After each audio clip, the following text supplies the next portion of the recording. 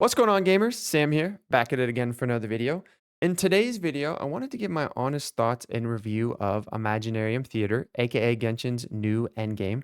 I'm going to be completely honest. I'm going to go over the good, the bad. So let's jump right into it.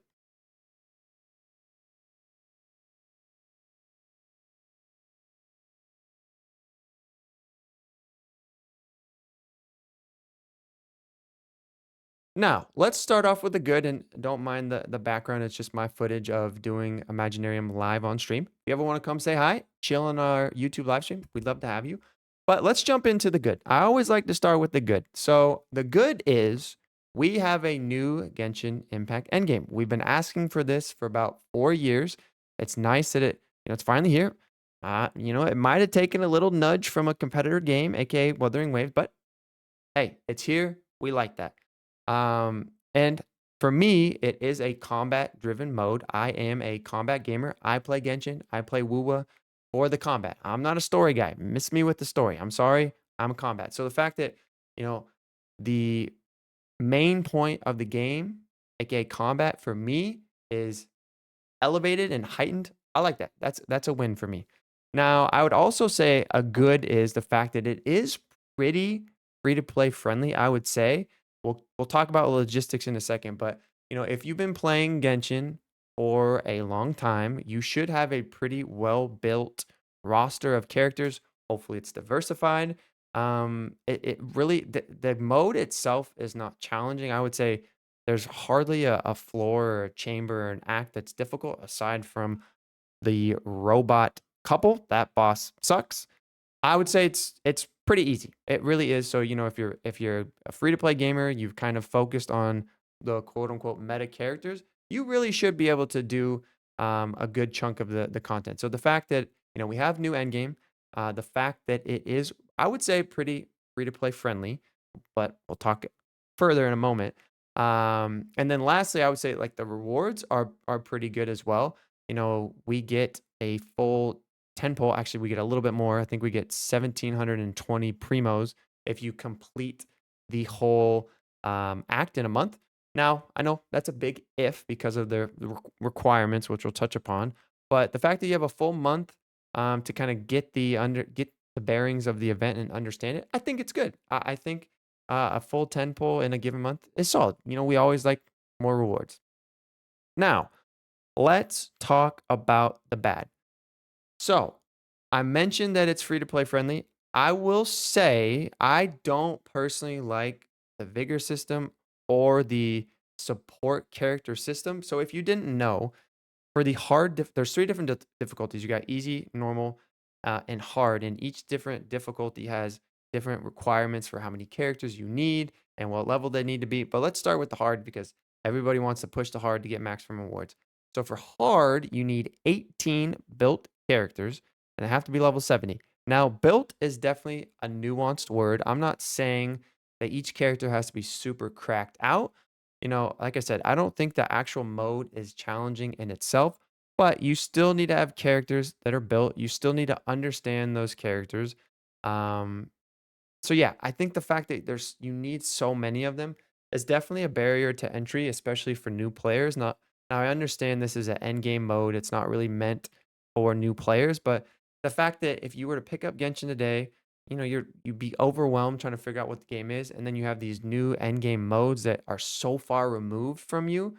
You know, I I don't love that. For me, as kind of a sweaty gamer, I want to be able to jump in and compete with everybody else. I know that's not realistic, but coming from somebody that's played MMOs or Destiny or other action RPGs, I am a sweaty gamer. I like to get in there and compete, whether it's just archaically with myself because it's a solar single player game.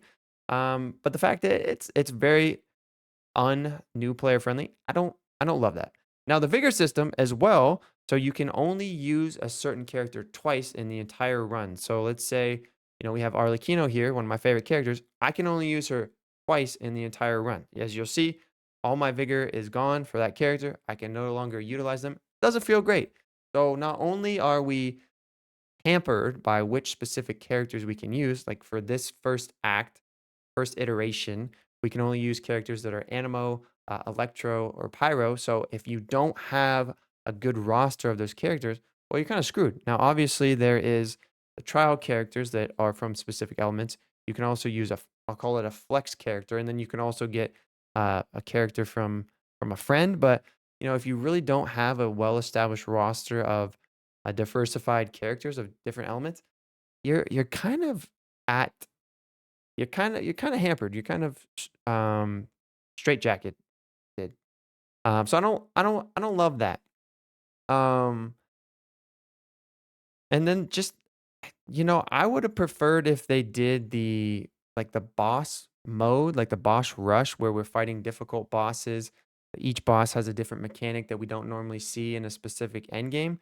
I understand why they did the vigor system. It kind of creates, in my mind, artificial difficulty though. Like I've said, the game mode is not difficult, but the fact that you have to use a certain cast of characters and you can only use a specific character twice doesn't really lend to overly enjoyable gameplay, in my opinion. I know a lot of people have built certain characters and they want to be able to use those characters, but let's say your favorite character is Ayaka. Well, not only can you not even use Ayaka for this iteration, but even if you wanted to, you can only use her twice. You know, I don't love that. I don't really enjoy the kind of artificial difficulty scaling there. But all in all,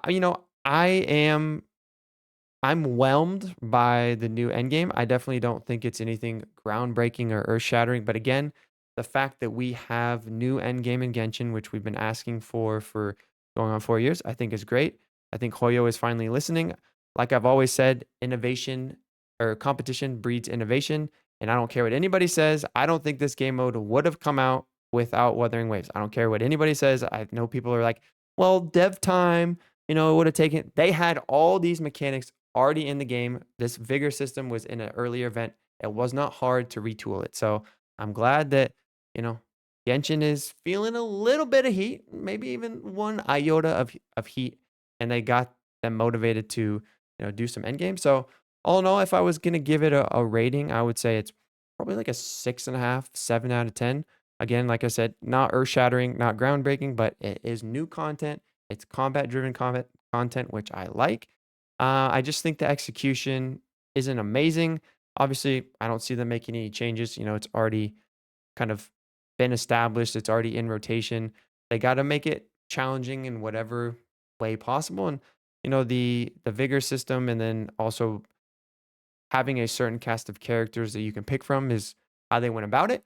Again, I don't think it's challenging, but I do think it's much more of an investment check, whereas the Spiral Abyss is a DPS check. But it's good to have both. You can balance prioritizing building characters for DPS or building more characters. So it does give more variety to, building characters, which I would say is kind of the main crux of Genshin is building characters. Obviously, we have the story, but for me and I think a lot of gamers, it's getting the characters you want, making them as strong as possible, using them in Abyss, and now we can use them in Imaginarium Theater. So that's pretty much it. I think I've rambled and yapped for enough.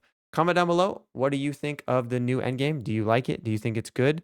Or are you kind of miffed by the execution of, the support characters as well as the vigor? I'm genuinely curious, but again, I think it's a win. We got new content, we got new endgame, and it's combat driven. So cool. I appreciate y'all so much, and I'll catch you guys in the next one. Peace.